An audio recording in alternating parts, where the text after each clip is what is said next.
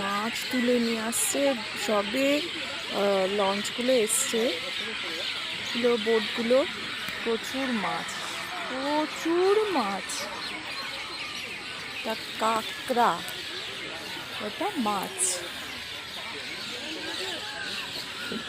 মাছ ওখান থেকে জলের মধ্যে থেকে লঞ্চগুলো এই অবধি আসতে পারছে না, ওখানে গিয়ে লোক গিয়ে ওখান থেকে তুলে নিয়ে আসছে মাছ।